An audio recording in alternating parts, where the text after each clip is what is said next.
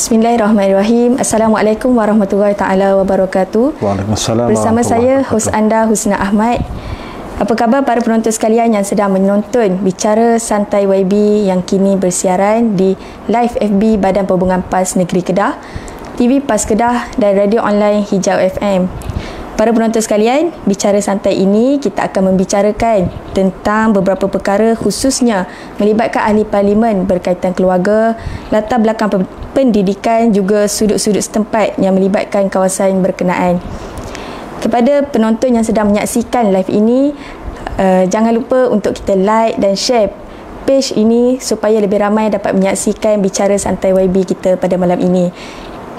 Jadi pada hari ini tidak asing lagi bersama kita YB Parlimen SIK, iaitu Ustaz Ahmad Tarmizi Sulaiman yang merupakan pengurusi Lembaga Kemajuan Pertanian Muda MADA. Apa khabar Ustaz? Baik, Alhamdulillah Husna. Alhamdulillah. Jadi baiklah, seperti biasa kita akan membicarakan tentang latar belakang keluarga dan juga pendidikan Ustaz. Jadi boleh Ustaz ceritakan sedikit asal usul daripada mana tentang latar belakang Ustaz kepada para penonton kita. Silakan Ustaz. Assalamualaikum warahmatullahi wabarakatuh. Bismillahirrahmanirrahim. Alhamdulillah, saudari Husna dan semua para pendengar kita yang ikuti di Facebook dan di siaran-siaran kita, di media kita. Alhamdulillah hari ini saya ucap terima kasihlah kepada urusia penerangan kita hari ini bersama berkunjung ke daerah SIK ya, dan dapat bertemu kita bersua dalam kita membicarakan, kita bersembang dan bertukar-tukar pandangan berkaitan hal awal masyarakat kita. Saya yang diberi tanggungjawab dan amanah sebagai ahli parlimen SIK selepas PRU ke-14 yang lalu tahun 2018, yang mana ia adalah satu tanggungjawab dan juga amanah yang sangat besar lah ya. Dan ketika saya diberi tanggungjawab ini, sudah pastilah ya saya mendapat sokongan kuat padu daripada keluarga saya lah ya. Alhamdulillah, saya sekarang ni dah berumah tangga lah. Isteri seorang, isteri saya Cikgu Arifah Abdul Kadir, seorang guru, dan mempunyai 4 orang anak, 2 lelaki dan 2 perempuan. Dan anak yang sulung saya sekarang ini sedang belajar di Darul Quran di Kuala Kubu Baru, dan kedua ketiga itu masih lagi di sekolah menengah lah. Dan yang paling kecil itu di sekolah kebangsaan, di sekolah rendah. Saya dilahir pada tahun 1976 ya, 7 hari bulan 8 1976 di kampung Sungai Pau. Nah, dekat SIK sendiri. Di sinilah. Ini tempat lahir saya lah. Di kampung saya lah ni. Selahir di rumah bonda saya, ayah saya di belakang ni lah, belakang rumah saya ni. Dan saya pun berasal di sini lah, keluarga saya pun berasal di sini, keluarga besar lah di sini, mak saudara, bapa saudara saya semua asal di sini lah. Alhamdulillah, saya telah pun pada peringkat awalnya pengajian itu di Sekolah Kebangsaan Batu Lima dekat sinilah ya, sekolah rendah. Lepas tu menyambung di sekolah menengah, di Sekolah Menengah Agama Infitah Khairiyah Batu 8 SIK. Sekarang ni Maktab Mahmud SIK lah. Dan selepas tu menyambung pelajaran ke SMKA Al-Masyhur Pulau Pinang, Sekolah Agama Al-Masyhur Pulau Pinang. Dan selepas STPM saya menyambung pelajaran di Universiti Melaya dalam bidang syariah dan undang-undang. Dan tamat pada tahun 2000, dan selepas itu saya menyambung di peringkat postgraduate di UIA di Gombak. Dan selepas habis saya balik ke Kedah dan saya bekerja sebagai pegawai penyelidik di satu badan bukan kerajaan, NGO di Teras Pengupayaan Melayu dulu ni. Dan ketika itu saya mula terlibat secara langsung lah dengan program-program masyarakat, aktiviti masyarakat, program-program melibatkan pembangunan sosial dan sebagainya lah. Selepas itu saya mendapat tawaran menyambung pelajaran dalam kursus KPLI, kursus perguruan lepasan ijazah tahun 2005 di Institut Perguruan Darul Aman di IPDA. Dan selepas habis kursus itu saya diposting first time lah di Langkawi, di Sekolah Menengah Mahsuri, SMK Mahsuri Langkawi, di Kuah Langkawi. Sempat saya mengajar di sana dalam 4 tahun, dan saya saya mohon tukar balik ke Sungai Petani sebab isteri saya pun di Sungai Petani ketika itu, mengajar di Sungai Petani, dan saya mengajar di Sekolah Menengah Kota Kuala Muda di Sungai Petani. Sempat mengajar 2-3 tahun, dan lepas tu tahun 2013 saya diminta untuk menjadi calon pilihan raya ketika PRU ke-13 lah, dan bertanding di DUN Jeneri. DUN Jeneri lah di sini di sini ni, DUN yang diwakili oleh Yang Berhormat Menteri Besar ini. Dan saya ketika itu kalah lah, keputusannya kalah. Jadi saya pun tak apa, saya terus terlibat langsung lah dengan parti di bersama Jurukuasa PAS kawasan Sik. Dan saya ketika itu saya sambung balik kerja lama saya, iaitu sebagai pekerja kemanusiaan lah di satu badan, Majlis Perundingan Pertubuhan Islam Malaysia, sebagai naib presiden ketika itu. Dan saya melibatkan langsung lah dengan kerja-kerja kemanusiaan di seluruh dunia lah, di Palestin, di Syria, di Myanmar, di Bangladesh. Yang saya banyak menumpulah program-program bantuan-bantuan kemanusiaan lah, di kawasan-kawasan konflik, di kawasan perang dan sebagainya lah. Tahun 2018 saya diminta sekali untuk menjadi calon dan bertanding di Parlimen Sik. Dan alhamdulillah dengan takdir Allah Ta'ala saya memenangilah pilihan raya itu, dan dilantiklah juga ahli Parlimen Sik mewakili PAS, sehinggalah hari inilah, ini masuk dah tahun yang ke tahun keempat sejak 2018. Dan sudah pastilah dengan suasana dan keadaan saya mewakili satu daerah yang tempat lahir saya, asal saya di sini, dan saya sangat maklum lah, maknanya daerah Sik ini antara daerah yang penduduknya majoritinya orang Melayu yang bertani, berkebun, yang mereka ni banyak yang bekerja penurai getah dan sebagainya. Saya sedia maklum lah, mereka hidup dalam keadaan yang aman, harmoni, dan sangat orang kata bahagialah ya. Walaupun kita juga menghadapi dari segi kekangan kos sara hidup yang tinggi, dari segi peluang-peluang pekerjaan dan sebagainya. Jadi cabaran saya di Sik ini ialah bagaimana nak tingkatkan taraf hidup masyarakat, supaya masyarakat di Sik juga, maknanya kedudukan mereka dari segi ekonomi, dari segi sosial dan sebagainya itu dapat dipertingkatkan lah, seperti mana penduduk-penduduk di daerah lain. Jadi alhamdulillah peningkatan itu berlaku, walaupun tidak secara secara berskala besar, tetapi maknanya ada peningkatan ya, walaupun agak perlahan, namun banyak lagi lah usaha-usaha yang perlu dilakukan oleh saya dan termasuklah semua agensi-agensi yang lain untuk kita bersama membantulah rakyat Sik yang hari ini jumlahnya hampir 80,000 orang di Sik ni. Dan di Sik ni Husna adalah daerah yang paling luas di daerah di negeri Kedah ni. Sik ni mewakili 17% daripada keluasan negeri Kedah. Tetapi keluasannya itu sebahagiannya masih lagi dipenuhi dengan hutan lah, hutan dengan bukit buka dan sebagainya, dan penduduknya pun maknanya tidaklah seramai di daerah-daerah lain lah. Apapun saya sangat rasa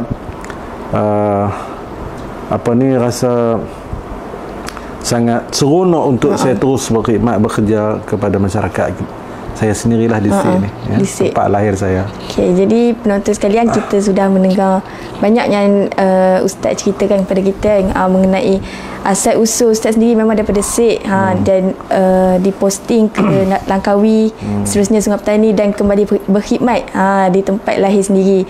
Jadi saya yakin para penonton ingin dengarkan lagi cerita-cerita kita selepas ini. Jadi kita akan berehat sebentar. Jangan ke mana-mana, kembali selepas ini.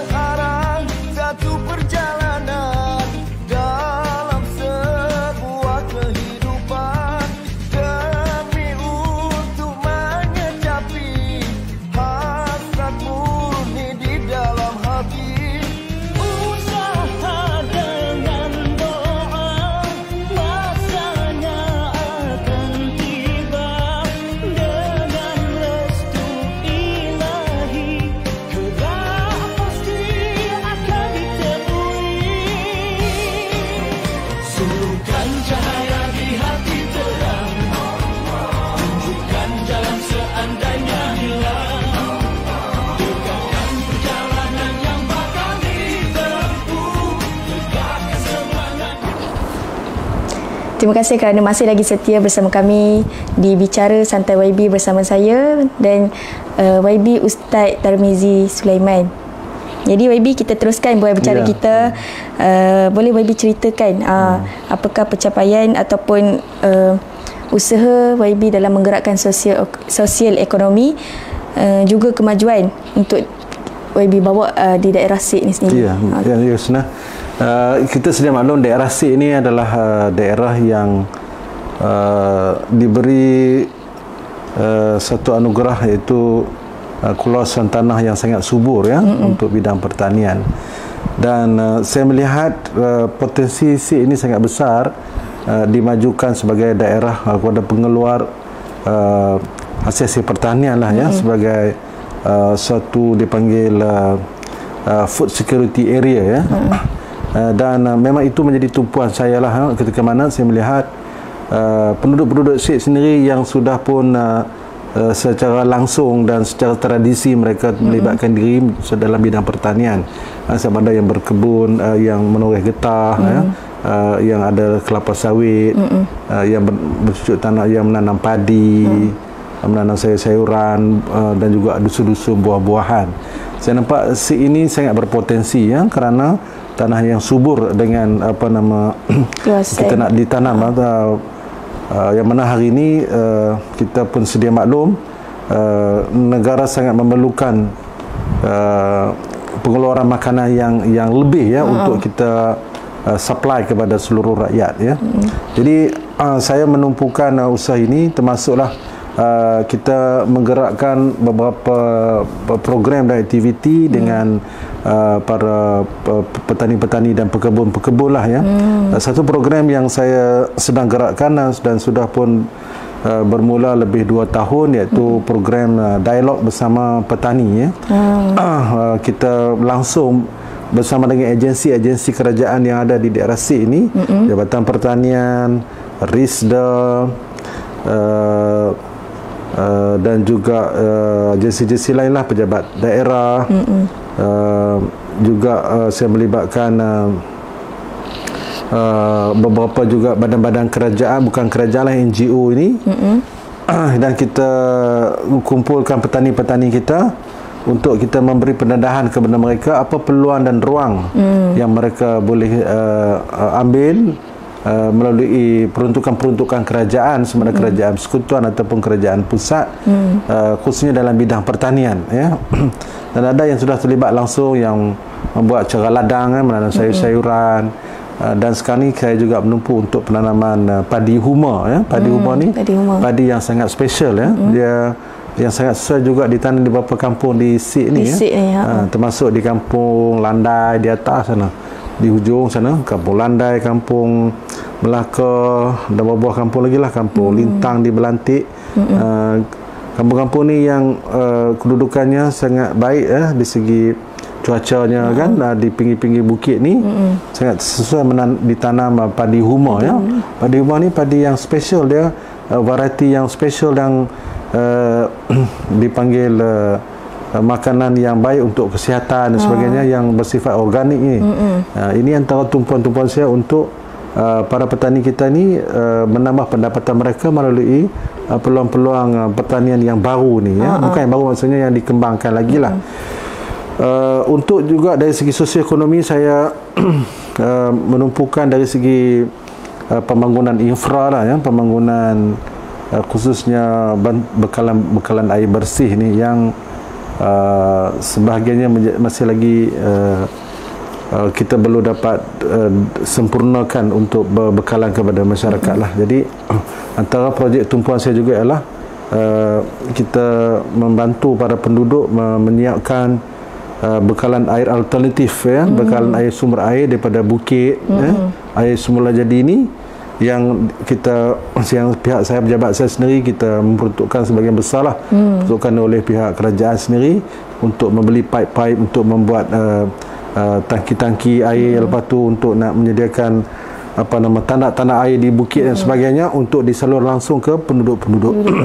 Ada lebih 10 kampung yang saya sedang gerakkan dan sebagainya sudah pun dapat disempurnakan, dan alhamdulillah kita mendapat peruntukan banyak daripada Kementerian Pembangunan Luar Bandar dan peruntukan daripada pejabat saya sendiri, dan alhamdulillah sebahagian kampung tu dapat selesailah masalah bekalan air yang kita sedia maklumlah di antara isu yang besar di negeri Kedah ini. Jadi masalah air ni. Jadi Ustaz, kita melihat saya juga membuat penumpuan dari segi kita nak menggerakkan anak-anak muda kita lah, ya, yang mereka ni habis belajar selepas SPM, mereka dapat langsung sama ada mereka nak menyambung pelajaran ke peringkat lebih tinggi ataupun mereka sudah nak terlibat secara langsung dalam bidang pekerjaan. Jadi banyak di sini alhamdulillah kita ada pusat-pusat pengajian khusus untuk kemahiran, ya, untuk vocational dan teknikal ni. Kita ada Kolej Mara, Kolej Kedah, ada IKM, ada Kolej Community dan sebagainya. Jadi saya banyak terlibat secara langsung lah dengan agensi pendidikan ini, dengan kolej-kolej ini untuk kita menggerakkan kempen supaya anak-anak muda kita ini jangan mereka habis belajar selepas SPM saja. Mereka kena sambung lagi kemahiran apa yang mereka minat, kan. Ada yang minat masak, ada yang minat menjahit, ada yang minat dia menjadi mekanik, membaiki kereta, lain-lain lah, ya. Ada kemahiran lain dari segi kulinari dan sebagainya, kan. Jadi biar anak-anak muda kita di sini, bahkan di tempat-tempat lain juga, mereka perlu membina karakter diri mereka dalam bidang pekerjaan ni, sebab kerjaya mereka, kerana hari ini orang sudah tidak lagi melihat secara profesionalnya itu perlu bekerja di tahap yang pengajian di peringkat tinggi, bahkan di peringkat kemahiran tu juga sendiri keperluannya sangat terbuka, ya, untuk mereka maju dari segi pembangunan diri mereka sendiri, keluarga mereka dan juga masyarakat. Jadi saya juga merasakan, maksudnya anak-anak muda kita ni jangan mereka tak ada istilah menganggur sebenarnya, ya. Mereka ada peluang dan ruang yang sangat banyak, sama ada untuk mereka nak sama belajar atau mereka nak terus bekerja. Ada banyak tempat-tempat yang mereka boleh ceburi lah, termasuklah, ya, yang kita lihat anak-anak muda ini mereka boleh berkecimpung langsung dengan bidang pertanian yang saya sebut tadi, yang mereka boleh mengusahakan tanah-tanah di kalangan keluarga mereka dan sebagainya. Tanamlah apa saja hari ini, semuanya boleh menghasilkan duit. Betul. Tanamlah sayur ke, tanam pisang ke, apa saja, tak ada masalah. Semuanya dapat menghasilkan pendapatan daripada kita, asalkan kita rajin, kita ada kemampuan, kita ada hasrat untuk kita maju, kita boleh bergerak maju dengan sendirinya, insya-Allah. Insya-Allah. Jadi saya rasa anak muda selepas mendengar Nyai YB cerita, peluang pekerjaan ataupun peluang untuk kita sambung selepas ni, sama ada nak bekerja ataupun nak masuk ke institusi kemahiran ataupun pengajian tinggi, tiada masalah.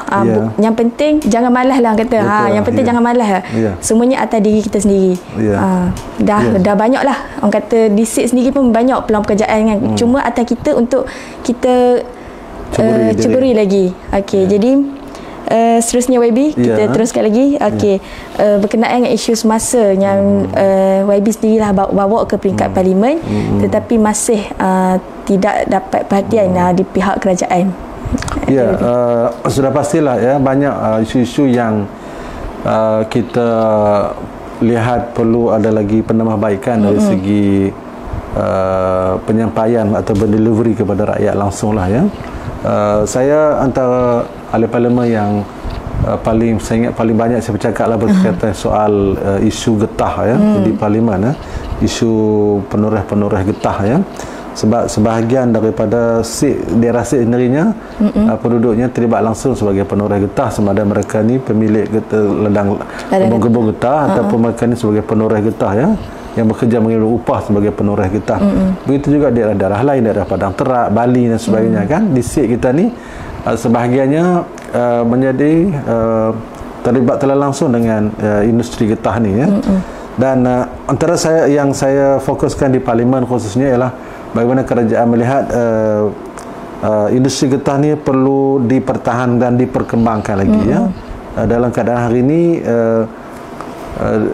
kedudukannya sangat tidak menentu dari segi harga harga pasarannya, harga di peringkat antarabangsanya yang kita tidak dapat kawal, sebahagiannya yang ditentukan oleh pasaran terbuka. Jadi ketika harga jatuh kadang-kadang tu sampai menjunam sehingga RM1.50, RM1.60 itu kadang-kadang itu kita akan dapat lihat kesannya ramai di kalangan penduduk-penduduk di SIG khususnya dia akan terkesan dari segi pendapatan dia yang akan jatuh secara mendadak dan akan menyebabkan pendapatan isi rumah itu sangat berkurangan Jadi apapun kita mengucapkan terima kasih alhamdulillah pihak kerajaan melihat perkara ini sangat penting. Khususnya kita di Kedah ni kita pun sangat rasa sukacitalah bila kerajaan telah melancarkan baru ini dia yang dipanggil Kedah Rubber City Kedah Rubber City KRC di Padang Terap yang saya juga bertanya di parlimen bagaimanakah impak daripada projek KRC ini Kedah Rubber City ini melimpah sampai ke daerah SIG jadi maknanya kerajaan perlu juga melihat pembangunan KRC ini bukan hanya setempat, bahkan dapat diperluaskan lagi di daerah lain yang mempunyai kebun-kebun getah yang banyak adalah maknanya penoreh-penoreh getah yang terlibat langsung ni.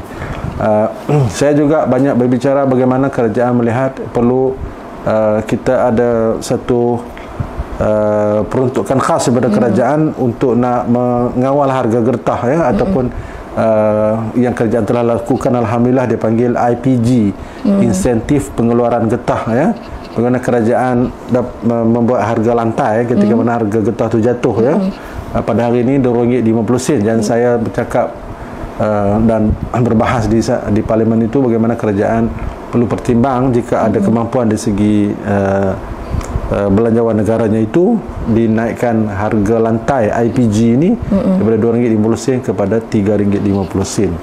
Maksudnya ketika harga jatuh kerajaan menampung keperluan harga itu untuk para penoreh kita dapat menjual getah itu dengan harga yang agak stabil ketika mana juga penoreh getah ni sebenarnya kita maklumlah masa sekarang ni musim hujan musim hujan ni mereka tak boleh menoreh jadi dalam setahun tu mungkin hanya 50-60% saja tempoh sepanjang tahun itu waktu yang boleh mereka menoreh dan sebagainya. Jadi ini antara cabaran-cabaran lah yang saya masih lagi konsisten lah untuk saya bangkit di parlimen bahas saya membuat ulasan di media dan sebagainya lah bagaimana kerajaan melihat ratusan ribu masa depan penoreh getah ini khususnya di kalangan orang-orang Melayu yang terlibat secara langsung dalam industri ini. Begitu juga yang lain-lain lah saya juga saya bangkitkan berkaitan dengan pembangunan luar bandar lah khususnya kita di SIG ni. Di SIG ni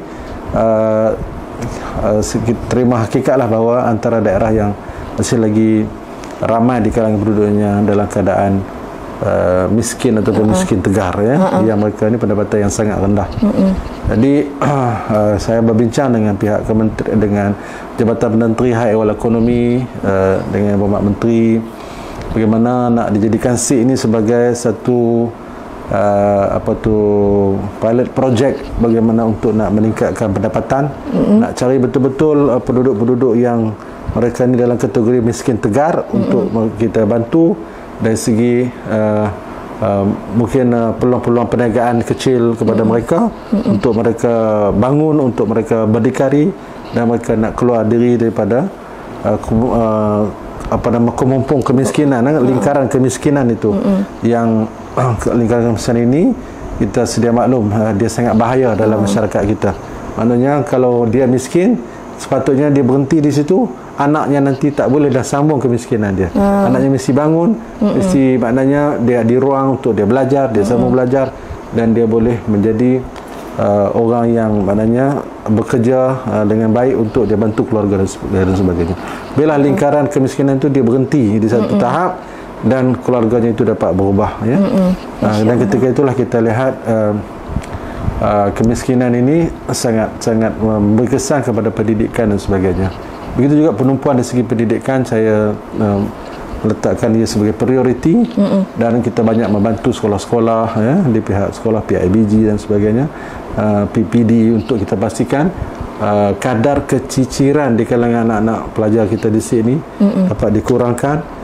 Termasuklah alhamdulillah pada baru ini saya membuat program agak mana insentif kepada pelajar SPM, ya, yang baru yang lepas, dan saya diberi maklum peratusan pelajar yang layak mendapat sijil itu alhamdulillah dah meningkat. Jadi rasa ini untuk kita pastikan pelajar-pelajar kita yang selesai SPM itu mereka dapat sambung belajar lagi di peringkat lebih tinggi, kerana kita katakan pendidikan ini akan merubah hidup itu ke arah yang lebih baik, ya, yang semua kita yakin dengan benda itu. Ya. Jadi YB terima kasih, banyak pencerahan ataupun perkara yang YB ceritakan kepada kita dan kepada para penonton. Jadi insya-Allah sedikit sebanyak dapat menghilangkan ataupun memberi kelegaan kepada para penonton yang menyaksikan live kita pada malam ini, khususnya buat penduduk di daerah SIG sendiri, YB.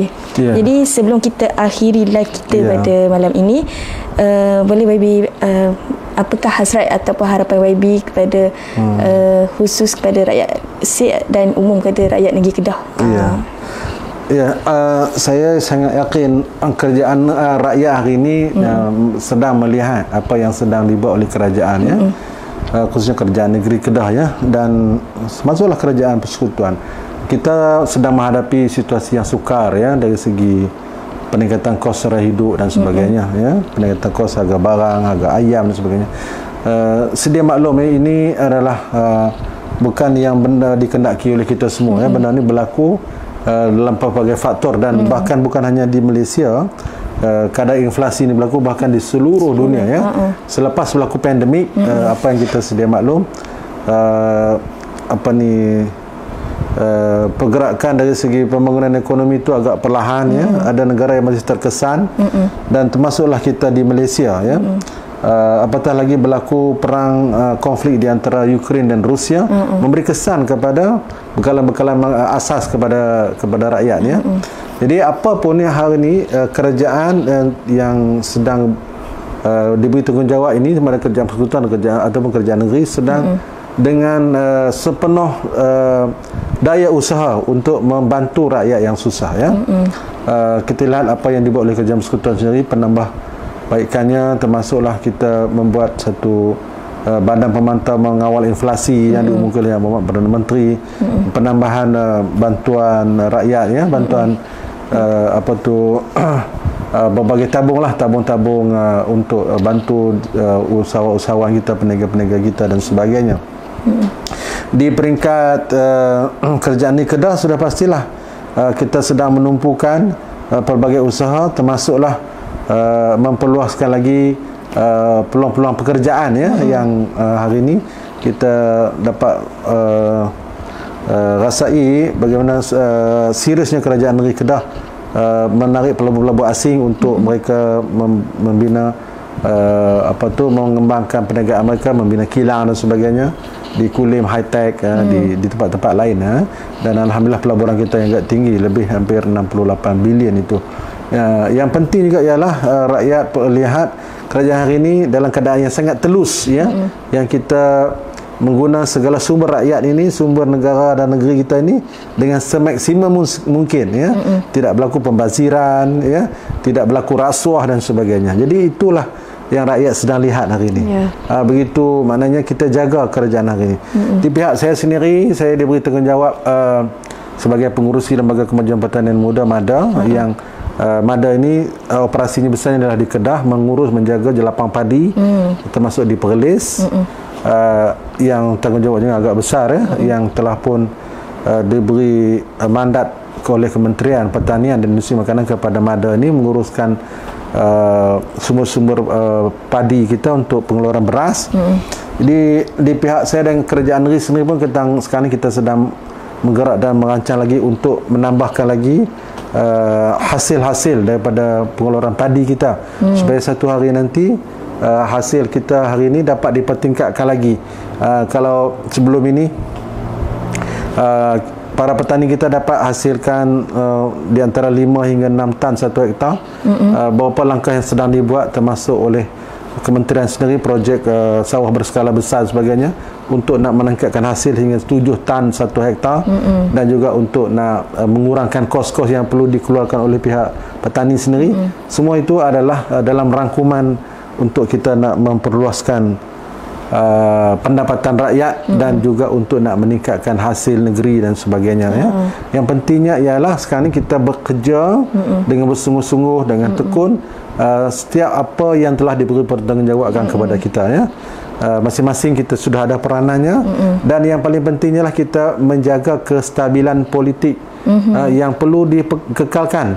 Tak boleh berlaku maknanya kacau ganggu, tak boleh kita menekan pihak kerajaan untuk membuat pilihan raya dan sebagainya. Itu memberi kesan kepada aktiviti masyarakat yang sekarang ni mereka baru nak pulih, selepas kita menghadapi pandemik yang agak parah lebih 2 tahun. Jadi yang pentingnya ialah sekarang ni kita kekalkan kestabilan politik kita, keharmonian politik kita, jangan kita bergaduh, biar kita dalam keadaan bersama-sama, bekerjasama, berpakat, mana yang kurang mungkin kita dapat tampung dan sebagainya, dan kita ambil sikap untuk masing-masing kita ada tanggungjawab untuk kita laksanakan tugas kita di pihak rakyat sendiri, yang saya yakin mereka juga sekarang ni dengan bersungguh-sungguh lah untuk nak memulihkan urusan maknanya keluarga dan sebagainya dari segi pendapatan.